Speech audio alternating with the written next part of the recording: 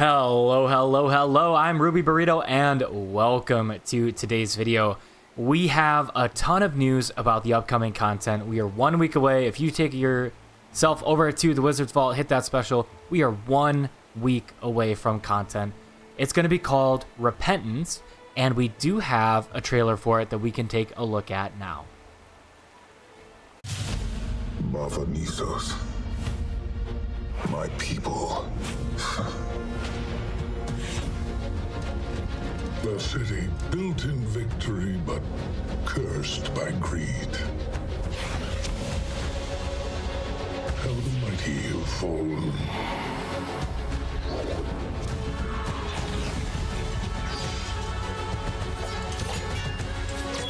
Behind every corner we wait.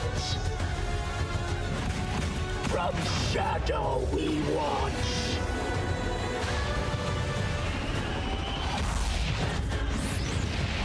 This is who you bring into battle, Iskarin.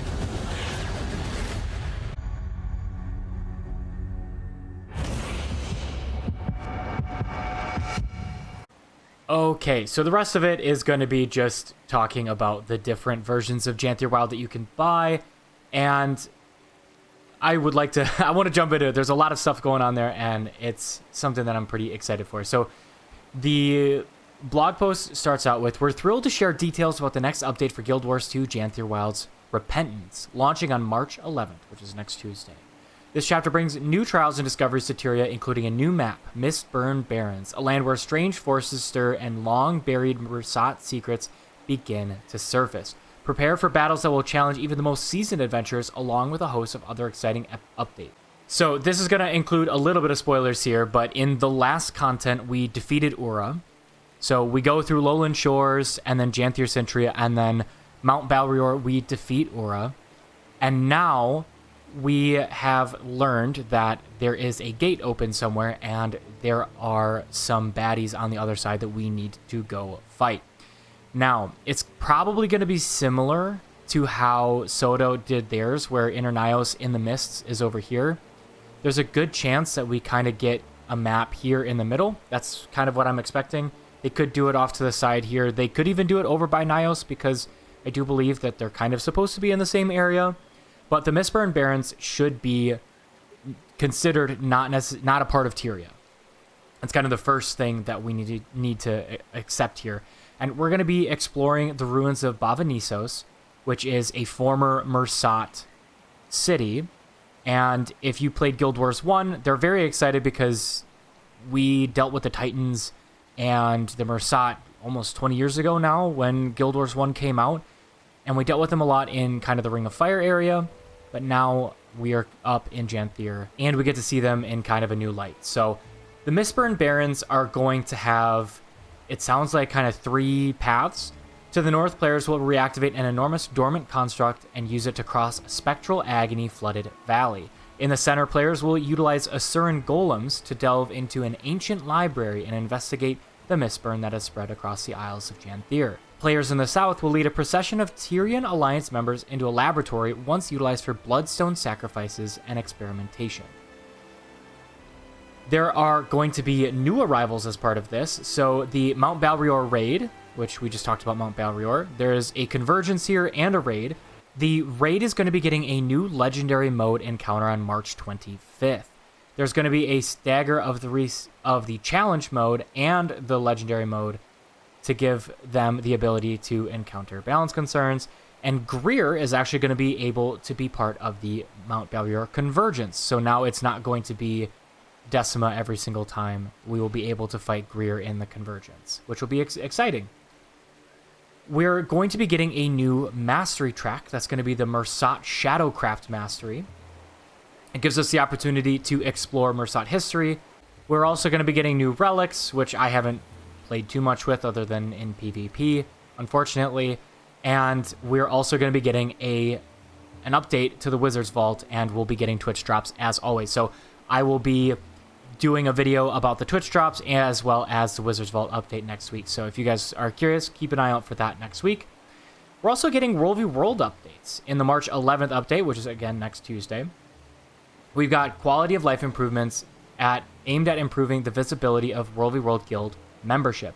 A new column in the guild panel's second tab will display an icon next to all members who have designated that guild as their World v World guild. However, this information will only be visible within the guild you have personally selected as your World v World guild.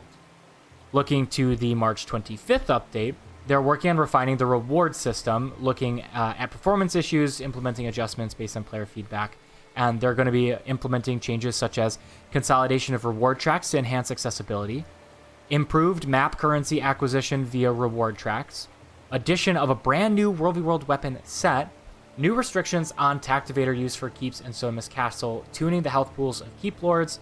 I'm wondering if that's going to bring it down, because they did massively increase them from what I could tell. Updating victory points and skirmish values, refining how progress and success are measured in World v World.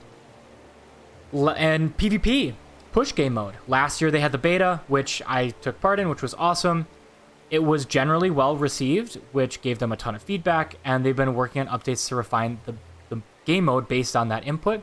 And there's another beta event planned for May 20th to May 26th, which will give us another chance to try that out. I'm going to be diving in. That was super fun. I loved it, and I can't wait to see what they've done with that map. Now, Guild Wars 2 in the spring. Repentance comes next week, but we do have a whole bunch of other things coming. We have the raid updates that I mentioned and the World v World Quality of Life update that I mentioned. In April, we're going to have a Dungeon Rush event, the Super Adventure Festival, Skills and Balance update, and the World v World No Downstate Week, which will be fun as always. That's insta-death, if you're not familiar. Right now, in all of the game, when you take enough damage and your health pool goes to 0, you go to a downstate. Well, in World v World No Downstate Week, it's just you instantly die. It does bring a very interesting change to the playstyle for that week, which is awesome. In May, we're going to have the Return to the End of Dragons event, which I'm excited for. I loved that content. I loved that expansion. I'm very excited. Roller Beetle Racing Week. I'm curious to see how they'll handle that. And the PvP Push Beta event that I mentioned. Finally, we have the update chart. So we have the story continuing. We have a map 3. We will be getting another map in update 3. We didn't talk about the homestead decorations, and we're also going to be getting an armor set, a weapon set, and then, of course, our Wizard's Vault seasonal refresh. That is going to wrap up everything that there is to talk about so far. I can't wait, guys. I'm looking forward to it. I'll have some videos out next week once we have that content, talking about the content, the Wizard Vault, all that fun stuff. Feel free to hit that subscribe button if you want to support the channel or kind of stay up to date with when I'm going to be posting those videos. Otherwise, thank you guys so much for supporting the channel, and we'll see you in the next one.